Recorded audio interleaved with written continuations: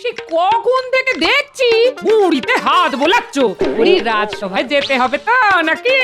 জানো তো গিন্নি, আজ না সকালে প্রাতঃক্রিয়াটা ঠিক জুৎসই হয়নি বুঝলে। তা হবে না, কাল রাতের খাবারের কথা মনে নেই? যেভাবে তুমি গন্ডে পিন্ডে গিললে, যেন মনে হয় এই প্রথমবার ভাতে থালা চোখে দেখলে। হ্যাঁ, কি যে বলো গিন্নি, ওই সামান্য খাবারকে কিনা তুমি বলছো এত। গোপাল দাদু, গোপাল দাদু, আমরা এসে গেছি। আরে পুটি, তোদের দাদুর যেমন রাজসভায় যাওয়া ডকে উঠেছে, তোদের পড়াশোনাও তেমনি শিখে উঠলো নাকি? কেন দিদা? না মানে পড়াশোনা ছেড়ে সকাল সকাল যে দাদুর কাছে বন্যে দিয়ে পড়লি, এই তাই বলছিলাম আর কি। না না দিদা, আমরা তো রোজই নিয়ম করে পাঠশালায় যাই। জানো তো, এখন আমাদের পাঠশালায় ইংরাজি শেখাচ্ছে। তাই নাকি? বাহ, এটা খুব ভালো কথা। আচ্ছা দাদু, তুমি হ্যাপি নিউ ইয়ার এই কথাটার মানে জানো? আরে কেন জানবো না, নিশ্চয় জানি। কই তাহলে বলো তো দেখি। শোন, আমরা যেমন নতুন বছরকে নববর্ষ বলি, ঠিক তেমনি ইংরেজরা তাদের নতুন বছরকে হ্যাপি নিউ ইয়ার বলে। বাহ দাদু, তুমি তো দেখছি অনেক কিছু জানো। জানার জন্য জীবন। যাই হোক, কদিন পরেই তো নিউ ইয়ার, মানে ইংরেজি নববর্ষ। আমরা সবাই মজা করবো বুঝলি, হই হুল্লোড় করবো। কি মজা, দারুণ মজা। তাহলে আমরাও সবাইকে হ্যাপি নিউ ইয়ার বলবো। আরে বলবি বই কি, আর শুধু তোরাই নয়, তার সাথে আমিও সবাইকে বলবো হ্যাপি নিউ ইয়ার। বেশ মজা হবে। দারুণ মজা হবে।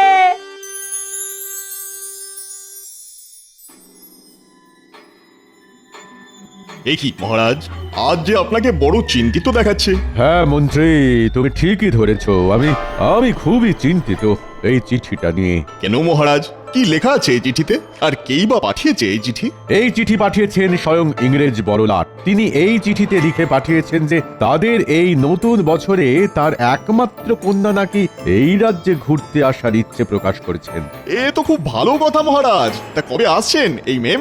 আগামীকাল। কিন্তু কিন্তু কি মহারাজ? রাজকোষের অবস্থা তো খুব ভালো নয় মন্ত্রী। তার উপর নবাব যে এই বছরে দ্বিগুণ খাজনা চেয়ে বসে আছেন।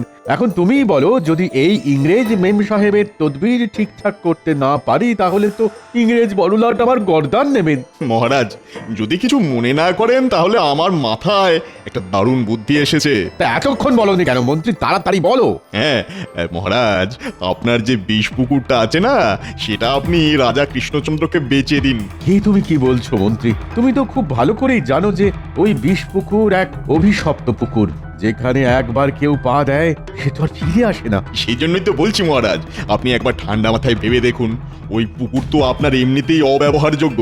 যদি ওই পুকুরটা আপনি একেবারে বেচে দিতে পারেন, তাহলে একদিকে যেমন আপনার অর্থ সংকট কমবে, ঠিক তেমন অন্যদিকে এই ইংরেজ মেমের অতিথি আপ্যায়নের খরচও খুব সহজেই আপনি জোগাড় করে উঠতে পারবেন। এটা কিন্তু মন্দ বলনি। কিন্তু মন্ত্রী, যদি কৃষ্ণচন্দ্র কোনোভাবে বিষ পুকুরের আসল রহস্যের কথা জেনে যায়? আমরা জানালে তবে তো জানবে মহারাজ। হ্যাঁ, তাহলে আজই আমি আমার প্রস্তাবটা চিঠিতে কৃষ্ণচন্দ্রকে জানিয়ে দিই। প্রণাম মহারাজ। খাম্বাজরাজ আপনার জন্য এই বিশেষ পত্রটি পাঠিয়েছেন। তাই বুঝি? কই কই দাও দেখি। তাহলে মহারাজ, এবার আমাকে আজ্ঞা দিন। হ্যাঁ হ্যাঁ, এসো এসো। মন্ত্রী, খাম্বাজরাজ লিখেছেন যে তার একটা পুকুর তিনি আমায় নাকি 117টি মোহরের বিনিময়ে বিক্রি করতে চান। বাহ, এ তো খুব ভালো কথা মহারাজ। এত কম মোহরের বিনিময়ে আপনি এত বড় একটা পুকুর পাচ্ছেন। নিয়ে নিন মহারাজ, আজই নিয়ে নিন। কিন্তু মহারাজ, আমার কাছে প্রশ্ন হচ্ছে যে খাম্বাজরাজ কেন আপনাকে এত কম মোহরের বিনিময়ে এই পুকুরটি বিক্রি করছেন? ঠিক বলেছ গোপাল, এটা তো ভেবে দেখিনি। এই যে গোপাল, তুমি কি একটু চুপ করবে? মহারাজ, ছাড়ুন তো গোপালের কথা। আপনি এটা কেন ভাবছেন না যে জলের দরে একটা আস্ত পুকুর পেতে চলেছেন? আর মহারাজ, আর এটাই হবে ইংরাজি নববর্ষের আপনার তরফ থেকে রানীমাকে একটা ছোট্ট উপহার। কি কেমন হবে বলুন তো ব্যাপারটা? হ্যাঁ হ্যাঁ মন্ত্রী, কথাটা তো তুমিও খুব একটা খারাপ বলছো না। না না গোপাল, আমি ঠিক করেছি যে আমি এই পুকুরটা কিনবো। কিন্তু মহারাজ, কোনো কিন্তু নয় গোপাল। এই নাও মন্ত্রী, 117টা মোহর। এটা নিয়ে তুমি সোজা যাও খাম্বাজরাজের কাছে, আর বলবি যে আগামীকালই আমি আর গোপাল যাচ্ছি ওই পুকুর পরিদর্শনে। যথাজ্ঞা মহারাজ, এই আমি এক্ষুনি বেরোলাম। ভালোই হলো, এই সুযোগে আমিও এখান থেকে 5টা মোহর গেড়িয়ে নেব, আর মহারাজ একটিও পাবেন না। না, আমার মন বলছে যে মহারাজ নিশ্চয়ই কোনো একটা জালে জড়াতে চলেছেন। ঠিক আছে, আগে তো যাই, তারপর না হয় দেখব যে কত জালে কত মাছ। প্রণাম নেবেন খাম্বাজরাজ। আরে কৃষ্ণচন্দ্রের মন্ত্রী যে, এসো এসো। মহারাজ কৃষ্ণচন্দ্র আপনার কথায় রাজি হয়ে এই 117টি মোহর পাঠিয়েছেন। এই নিন, ধরুন।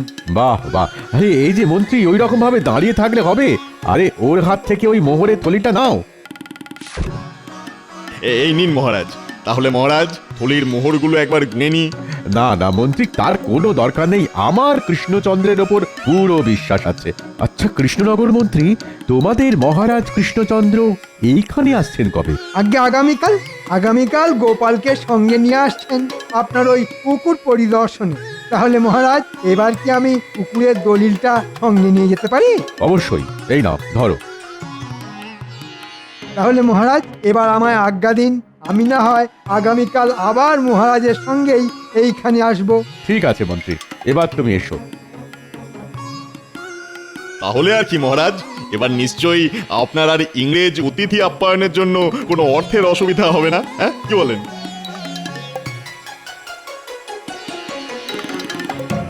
সাবধানে যাবেন মহারাজ। হ্যাঁ হ্যাঁ রানী, ও নিয়ে তুমি একদম চিন্তা করবে না। আমার সঙ্গে মন্ত্রী আর গোপাল তো আছে। মহারাজ এবার চলুন, অনেক দেরি হলো যে। হ্যাঁ হ্যাঁ গোপাল, চলো চলো চলো।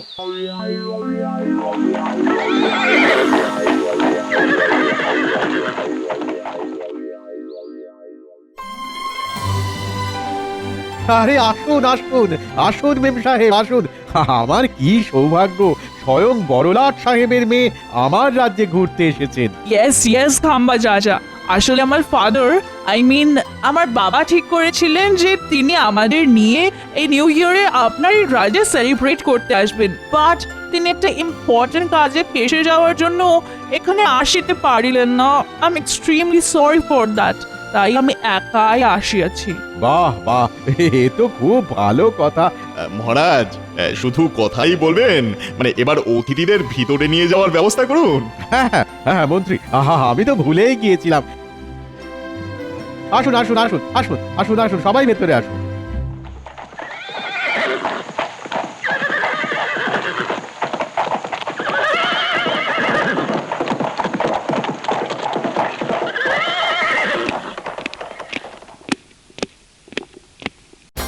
মহারাজ, কৃষ্ণনগর থেকে স্বয়ং মহারাজ কৃষ্ণচন্দ্র তার মন্ত্রী এবং গোপালকে সঙ্গে নিয়ে এসেছেন। তাই নাকি? তা দাঁড়িয়ে কেন, তাড়াতাড়ি যাও, ওনাদেরকেও ভেতরে নিয়ে এসো। আহামক কোথাকার। আরে কৃষ্ণচন্দ্র যে, এসো এসো এসো। না আসলে হয়েছে কি, আপনার কাছ থেকে যে পুকুরটা আমি কিনেছিলাম সেটা দেখার জন্য এই গোপাল যা বায়না জুড়েছিল না, যে কি বলবো। তা বেশ তো, এর তো খুব ভালো কথা। কিন্তু কৃষ্ণচন্দ্র, ওই পুকুরটা যে এই মুহূর্তে আমি তোমায় দেখাতে পারবো না। কেন দেখানো যাবে না কেন? না না না না, তেমন কিছু না, তেমন কিছু না। আসলে ওই পুকুরের জলটা তো এখন তেমন ঠিক পরিষ্কার নয়। তার উপর মহারাজ, ওই দিকটা বেশ জঙ্গল, তেমন একটা কেউ যায় না। তাই বলছিলাম কি যে না না না না, আমরা যখন ঠিক করেই এসেছি দেখবো, তখন একবার অন্তত দেখেই যাব। কি হলো, খাম্বাজরাজ ওই পুকুরটা দেখাতে চাইছেন না কেন? না, কিছু তো নিশ্চয়ই একটা গন্ডগোল আছে। ঠিক আছে মহারাজ, আপনি চিন্তা করবেন না। এনারা যখন দেখবেন ঠিক করেই এসেছেন, তখন না হয় আমি মহারাজ কৃষ্ণচন্দ্রকে খুব সাবধানের সঙ্গে ওই পুকুরটি একবার দেখিয়ে আনি। ঠিক আছে মন্ত্রী, তুমি যখন বলছো তখন যাও, তুমি না হয় ওদেরকে ওই পুকুরটি দেখিয়ে নিয়ে এসো। মন্ত্রী শোনো, সাবধানে যেও কিন্তু। তা আপনি সঙ্গে যাবেন না খাম্বাজ রাজ? না না কৃষ্ণচন্দ্র, তোমরাই না হয় গিয়ে দেখে এসো, আমি না হয় পরে যাবো খোঁজ। আর তাছাড়া ইংরেজি নববর্ষ উপলক্ষে এখানে ইংরেজ মেম সাহেব এসেছেন, তার খাতির যত্নের ব্যাপার আছে কিনা। আচ্ছা খাম্বাজ রাজ, আচ্ছা তাহলে এবার আমরা আসি।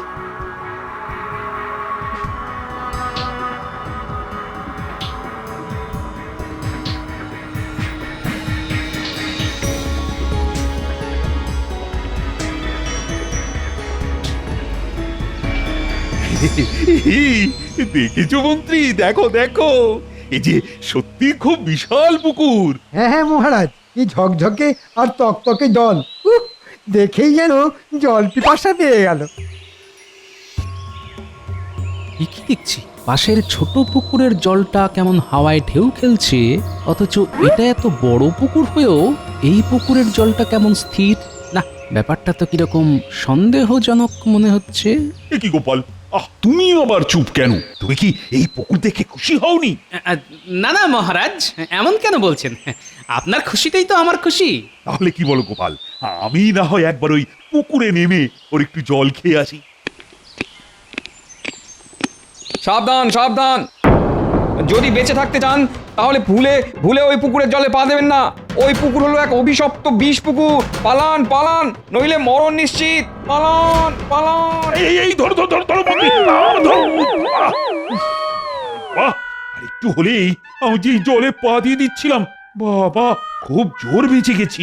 এ কি খাম্বাজ মন্ত্রী, ওই লোকটি কি বলে গেল?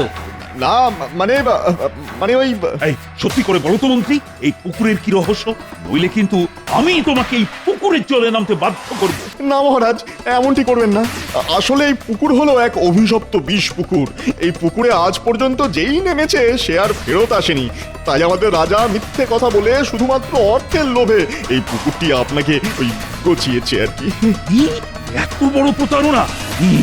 আমি খাম্বাজ রাজকে ছাড়বো না। চুপ করো মহারাজ কৃষ্ণচন্দ্র, প্রতারণা তো তুমি আমাদের সঙ্গে করেছো। মানে কি বলতে চাইছেন আপনি? তুমি আমাকে ওই পুকুরের মূল্য হিসেবে 117টি মোহরের জায়গায় 112টি মোহর পাঠিয়েছো। এটা বুঝি প্রতারণা নয়? আমি একটু আগে গুনে দেখলাম 5টা মোহর কম আছে। কি? এটা কি করে হয়? আমি তো মন্ত্রীকে দিয়ে। ওরে বাবা, এবার আমি কি করি? হে ভগবান, এবার যে আমার কি হবে? মহারাজ, এটাও বুঝলেন না যে আপনার সাথের মন্ত্রী মশাই ওই মোহরগুলো গেরিয়েছেন? মন্ত্রী, আমায় ক্ষমা করে দিন মহারাজ, আর কখনো এইরকম হবে না। ক্ষমা করবেন খাম্বাজ রাজ, আমি এর জন্য খুবই দুঃখিত। আমি যে এই মন্ত্রীকে যে কি করবো না। মহারাজ, এখন মন্ত্রী মশাইকে ছেড়ে আগে চিন্তা করুন যে এই পুকুরটি নিয়ে এখন আপনি কি করবেন। হ্যাঁ হ্যাঁ গোপাল, তুমি ঠিকই বলেছো। আরে আমার সাধের এতগুলো মোহর। আর হ্যাঁ মন্ত্রী, তুমি কিন্তু এটা ভুলেও ভাববে না যে আমি তোমাকে ছেড়ে দিলাম। তোমার এই শাস্তি আপাতত আমি তুলে রাখলাম, পরে সুদে আসলে সব মেটাবো। আমায় ক্ষমা করে দিন। আমাকে ক্ষমা করে দাও কৃষ্ণচন্দ্র, আমি মানছি যে আমিও তোমাকে ঠকিয়েছি, কিন্তু বিশ্বাস করো, সত্যি বিশ্বাস করো, আমার কাছে এটা করা ছাড়া আর কোনো উপায় ছিল না গো। না না না, এতে ক্ষমার আবার কি আছে? মহারাজ, ও যে দেখুন দেখুন দেখুন, ওই যে দূরে দূরে এক বটবৃক্ষের তলায় এক গুরুদেবকে ধ্যান করতে দেখা যাচ্ছে না? তুমি ঠিকই দেখেছো গোপাল, এই গুরুদেবকে আমি আমার জন্ম হওয়ার পর থেকেই ওই একই জায়গায় দেখে আসছি। উনি না কখনো চোখ খোলেন, না কারুর সাথে কথা বলেন। তাই নাকি? তাহলে তো অবশ্যই একবার এই গুরুদেবের দর্শন করা উচিত। কি বলেন মহারাজ? হ্যাঁ হ্যাঁ গোপাল, নিশ্চয়। চলো চলো তো যাই।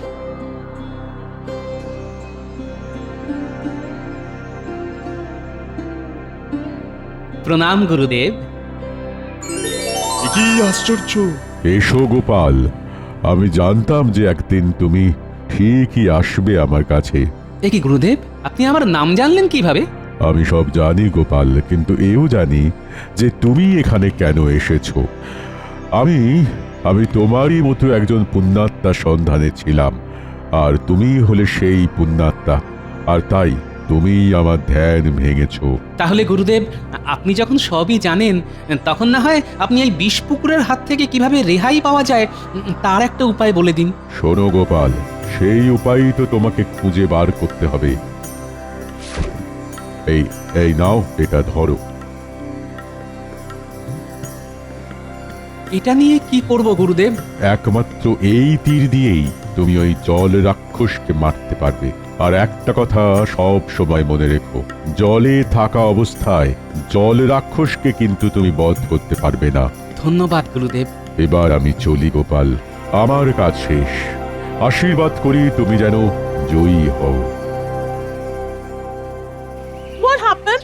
আমি রাজে ঘুরিতে এসে এইসব কি দেখে দিচ্ছি? কোথায় প্রোগ্রাম হবে, সেলিব্রেট হবে? কিছু মনে করবেন না মেম সাহেব, আমি আপনাকে সব কথা খুলে বলছি। আসলে হয়েছে কি, এই পুকুরে এক বিশাল মৎস্যরূপী জল রাক্ষস আছে। যদিও তাকে এখনো কেউ তেমন ভাবে দেখেনি, তবে লোকে নাকি বলে যে এই পুকুরের জলে যদি কেউ নামে তাহলে সে আর ফেরত আসে না। ও মাই গড, হোয়াট হ্যাপেন্ড?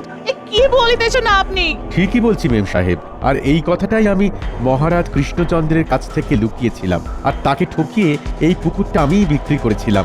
আমায় ক্ষমা করো কৃষ্ণচন্দ্র, আসলে আমার না কোনো উপায় ছিল না। কাঁদবেন না খাম্বাজরাজ, কাঁদবেন না। আমি সব বুঝেছি। আমিও আপনার জায়গায় থাকলে হয়তো ঠিক এটাই করতাম। যাক বাবা, এই জল রাক্ষসের জন্য আমি এই যাত্রায় বেঁচে গেলাম। কিন্তু মহারাজ, এখন চিন্তার বিষয় হলো যে এই জলরাক্ষসকে কিভাবে ধরা যায়। মহারাজ, আমার মাথায় একটা দারুণ বুদ্ধি এসেছে। তাই নাকি গোপাল? তো বলো বলো, কি সেই বুদ্ধি? তবে শুনুন মহারাজ, আর আপনিও শুনুন খাম্বাজরাজ, আপনাকে ছিপ দিয়ে মাছ ধরতে পারে এমন বেশ কিছু দক্ষ লোক জোগাড় করতে হবে। তাদের দিয়ে কি হবে গোপাল? দেখুন মহারাজ, আমরা সেই মৎস্য শিকারীদের ছিপ দিয়ে এই পুকুরের ধারে বসিয়ে দেব সেই মৎস্যরূপী জল রাক্ষসকে ধরার জন্য। দেখেছেন মহারাজ, গোপালের কত বুদ্ধি! উনি নাকি ছিপ দিয়ে মৎস্যরূপী জল রাক্ষসকে ধরবেন। তাহলেই হয়েছে। দেখো মন্ত্রী, তুমি কি এইবার মানে মানে চুপ করবে? বলে কিন্তু আমি এখনই তোমাকে এই ছিপের বড়শিতে গেঁথে ওই পুকুরের জলে ফেলে দেবো। না না, ঠিক আছে ঠিক আছে, এই আমি চুপ করলাম। ঠিক আছে গোপাল, আমি এক্ষুনি সব ব্যবস্থা করে ফেলছি।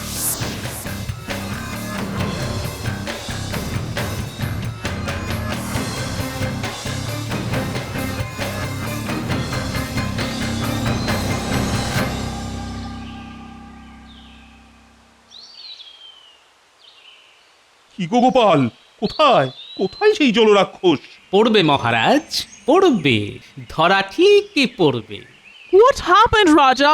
এইসব কি হইতেছে? আমার তো কিছুই মাথায় আসিতেছে না। কিছু না মেম সাহেব, আসলে না এইখানে রাজায় রাজায় মাছ ধরার প্রতিযোগিতা চলছে, যে কে আগে মাছ ধরতে পারে। আচ্ছা কৃষ্ণচন্দ্র, যদি তোমার অনুমতি থাকে তাহলে তোমার ওই মন্ত্রীকে এই পুকুরের জলে আমি কি ফেলে দিতে পারি? না না, এরকম এরকম একদম করবেন না মহারাজ, একদম করবে না। তাহলে এবার একটা কথাও না বলে চুপটি করে দাঁড়াও।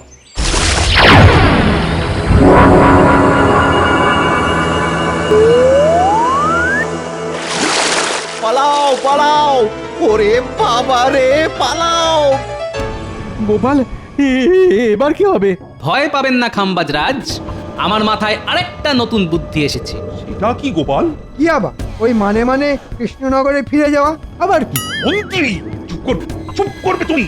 বলে কিন্তু এবার আমি সত্যি সত্যি এই পুকুরের জলে তোমায় চোবাবো। না না মহারাজ, ঠিক আছে ঠিক আছে। আমার মনে হয় গোপাল, এত সহজে আমরা এই জল রাক্ষসকে ধরতে পারবো না। আমি এখনো বলছি মহারাজ, এই কাজ না এইসব গোপাল নেপালের কর্ম নয়। এই কাজ যদি আমি পেতাম না, তাহলে দেখতেন যে এতক্ষণে এই জল রাক্ষস আপনার পায়ের কাছে পড়ে মাছের মতো খাবি খাচ্ছে। এবার দেখছি এই জলরাক্ষসের আগে এই মন্ত্রীকে একটা উপযুক্ত শাস্তি দিতে হবে, নইলে নইলে এর পটর পটর আর বন্ধ হবে না। পেয়েছি মহারাজ, পেয়েছি, উপায় পেয়েছি। পেয়েছো? তা কি পেয়েছো গোপাল? মন্ত্রীর মুখ বন্ধ করার উপায়? হ্যাঁ মহারাজ, এমন উপায় পেয়েছি যে মন্ত্রীর মুখও বন্ধ হবে আর এই জল রাক্ষসও মরবে। তাই নাকি? তা কি সেই বুদ্ধি? তবে দেখো গোপাল, তোমার বুদ্ধি কিন্তু আগের বারই খাটেনি। আপনি কোনো চিন্তা করবেন না মহারাজ, শুধু দেখে যান এবার এই গোপাল কি করে।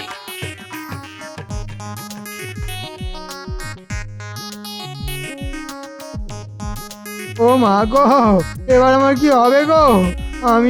আমি আর কখনো এইরকম করব না গো। ও মা কেন? চুরি করার সময় মনে ছিল না? ঠিকই করেছে গোপাল, এর মতন বদমাইশকে ওই জলরাক্ষসকেই খাইয়ে দেওয়া উচিত। এটা কি গোপাল? এই কপিকল হলো একটা বড় মাপের বড়শি, আর মন্ত্রী মশাই হলেন তার টোপ। অর্থাৎ ওই মৎস্যমুখী জলরাক্ষস যখনই মন্ত্রী মশাইকে খেতে লাফাবে, তখনই ওই চারজন প্রহরী দড়ি ধরে টানবে, আর অমনি মন্ত্রী মশাই উপরের দিকে উঠে যাবে, আর আমিও তখনই ওই গুরুদেবের দেওয়া তীর দিয়ে ওই জল রাক্ষসকে মারবো।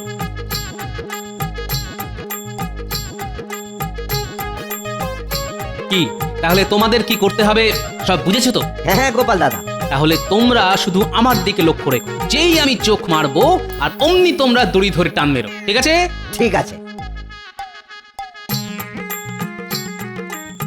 দেখো রেখো গোপাল, যেন ফসকে না যায়, কারণ যদি তুমি একবার ফসকাও তাহলে কিন্তু মন্ত্রীও চিরকালের জন্য ফসকে যাবে। হে ভগবান, এবার এবার আমার প্রাণটা যে গোপালের হাতে।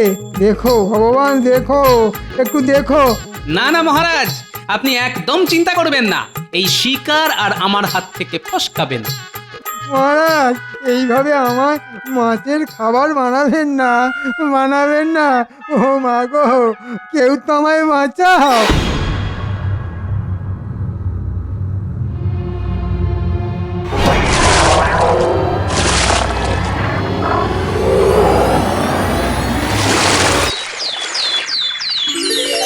পেরেছে, পেরেছে, গোপাল পেরেছে, পেরেছে।